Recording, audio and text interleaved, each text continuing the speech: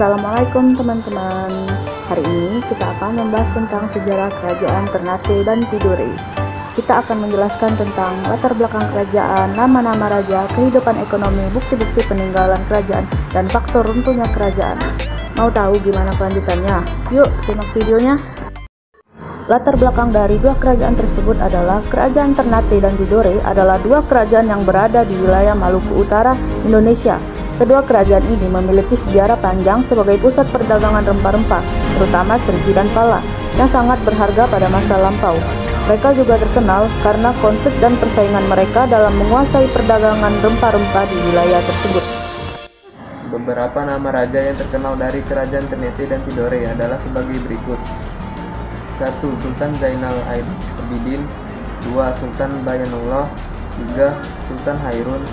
4. Sultan Babullah. 5. Sultan Tidore. 6. Sultan Said Fatahullah. 7. Sultan Amir Iskandar Zulkarnain Saifuddin. 8. Sultan Ayan Shah. 9. Sultan Syah Mardan. 10. Sultan Jalaluddin. 11. Sultan Harun Syah. 12. Sultan Kasral. 13. Sultan Muhammad Yasin.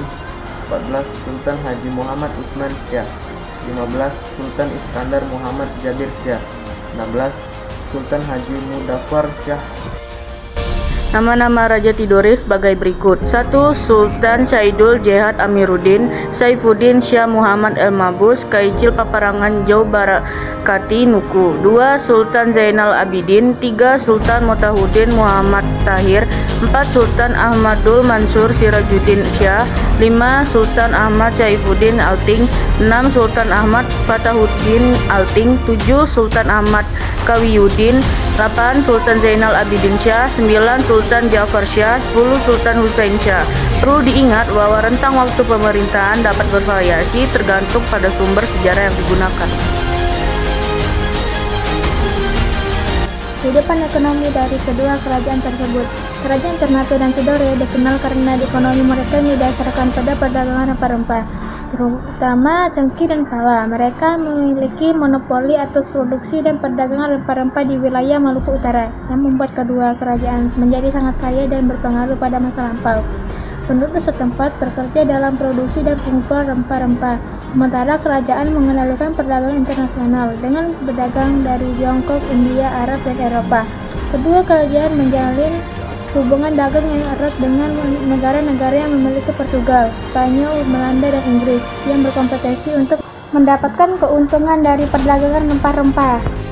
Bukti-bukti peninggalan kerajaan Ternate dan Tidore. 1. Istana Sultan Ternate. Peninggalan kerajaan Ternate yang masih berdiri kokoh dan dikunjungi hingga saat ini adalah Istana Kesultanan Ternate. Lokasinya ada di tengah kota Ternate dan menghadap ke arah laut. Bangunan ini memiliki gaya arsitektur Tiongkok yang dicampur dengan gaya lokal. Saat ini, istana tersebut dikelola oleh pemerintah dan dijadikan sebagai sanggar budaya. Istana ini sendiri telah mengalami pengubaran, pelestarian, dan pemeliharaan yang baik. 2. Makam Sultan Badulla. Sultan Badulla merupakan penguasa ke-24 dari kerajaan Ternate. Saat ini berkuasa, Ternate berhasil mencapai puncak kejayaannya. Hingga kini, jasanya terus dikenang oleh masyarakat sehingga namanya dijadikan sebagai nama bandara di Ternate. 3. Kadatoki. Tempat ini adalah istana peristirahatan Sultan Tidore. Lokasinya ada di Kelurahan Soasio, Kecamatan Tidore, Kota Tidore, Kepulauan. 4. Benteng Tahula dan Tore. Saat mempelajari sejarah dua kerajaan ini, tentu sudah tidak asing lagi dengan dua nama bentengnya, yaitu Tahula dan Tore. Benteng Tore menjadi saksi bisu penjajahan bangsa Portugis, sementara benteng Tahula dibangun oleh bangsa Spanyol pada 1610. Fungsinya adalah mengamati wilayah daratan dan perairan Tidore. Faktor keruntuhan kerajaan Ternate dan Tidore. Kemunduran kerajaan Ternate dan Tidore disebabkan karena mereka saling diadu domba yang dilakukan oleh bangsa asing Portugis dan Spanyol yang bertujuan untuk memonopoli daerah penghasil rempah-rempah tersebut.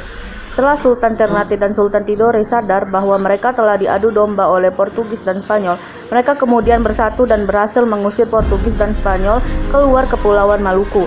Namun kemenangan tersebut tidak bertahan lama, sebab VOC yang dibentuk Belanda untuk menguasai perdagangan rempah-rempah di Maluku berhasil menaklukkan Ternate dengan strategi dan tata kerja yang teratur, rapi, dan terkontrol dalam bentuk organisasi yang kuat.